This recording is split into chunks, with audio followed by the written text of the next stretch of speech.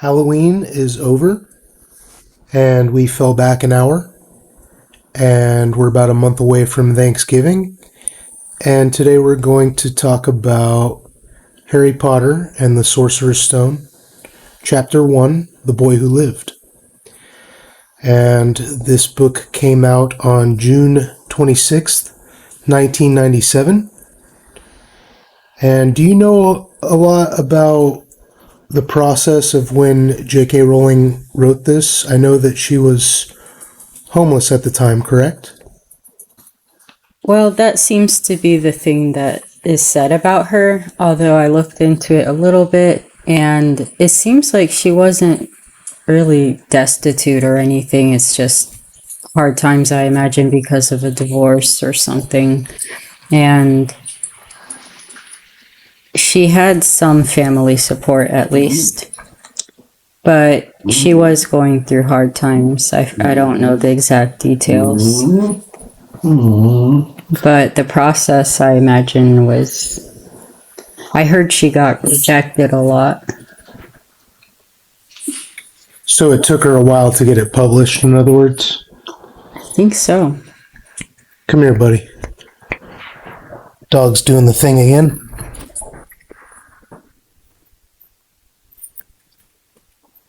So the book came out in 1997, and then the movie came out 2001, so almost 5 years later.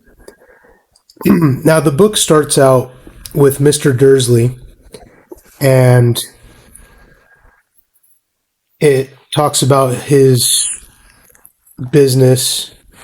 He's the director of a firm that sells drills, and he's driving around and he sees like owls and people dressed in funny clothes like cloaks, and he hears Harry Potter's name. He hears people saying things like muggles, and this is how the book starts, and then it kind of transitions into what is the beginning of the movie, which is Dumbledore meeting with Professor McGonagall, who is disguised as a cat, which you said she's actually an animagus, correct? Yes. And I guess later on in the books we learn more about what that means versus transfiguration and all that. So yeah, the first scene in the movie is the next part in the book, where Dumbledore and McGonagall are meeting, and they're basically talking. The big event that happened basically is when Harry Potter was murdered, or Voldemort was going to murder Harry Potter, but he murders his parents. And so they bring Harry to the Dursleys' house for protection, and the Vernon Dursley's wife is Petunia, right? Yeah. And she is the sister of Harry Potter's mom, Lily. Yeah. And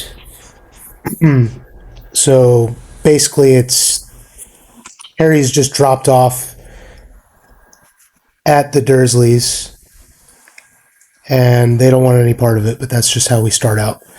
Yeah. And the other difference that I noticed in the book was that Petunia was blonde, and in the movie she's not, correct? Right, she's not. And I kind of like that, actually. It suits her, the actress.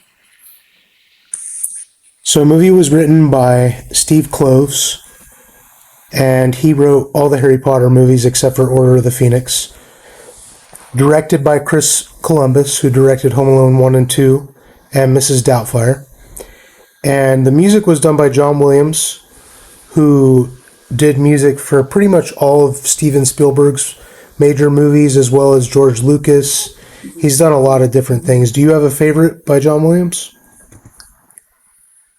I can't name one. What about Duel of the Fates from Star Wars? Yeah. That's one of my favorites. And then Richard Harris plays Dumbledore in this first scene. And he is in a lot of stuff. I know him mostly from The Count of Monte Cristo, and then Maggie Smith plays Professor McGonagall. She was in Hook. She played Wendy, and she was also in Sister Act. And then Robbie Coltrane is the third actor that appears in the first scene, and I know him from Goldeneye. And so, really, the first chapter of this book in the movie is only 4 minutes. So, not a lot of time spent, but that's cool because we can explore more. Did you notice any other differences between? Because the only thing to me was basically a lot of focus on Mr. Dursley in the book, who doesn't come into the movie until later, and then a little bit more details about him and Petunia, and some of the backstory of Harry Potter. But did you did you notice any differences between the book and the movie so far? Not any that stand out that I can think of. I do want to add, though, that I thought it was really sweet in the movie that Hagrid was visibly upset that he had to let Harry go. Yes, He was tearing up. in the movie. Right. Yeah, that was well done for sure. And the other thing that I wanted to touch on was that when J.K. Rowling was making these movies, she made it a rule that she would only hire British actors. Is that correct? I don't know. I didn't know. I think that that's the case. I'm pretty sure. And then now they're doing this new series where each season is going to be one of the books, and that rule is no longer in place, I guess. But yeah, so that was another thing I wanted to mention is that only British actors, from what I understand, in I these think movies. that helps with the immersion. I think so. It makes it kind of feel, part of the magic, so to speak. Yep. So, anything else you wanted to talk about? All right. Well, we'll put some information in the description about your art Instagram. And the next time we do this, we're going to be talking about Chapter 2 of Harry Potter and the Sorcerer's Stone, which is called The Vanishing Glass. Oh, house.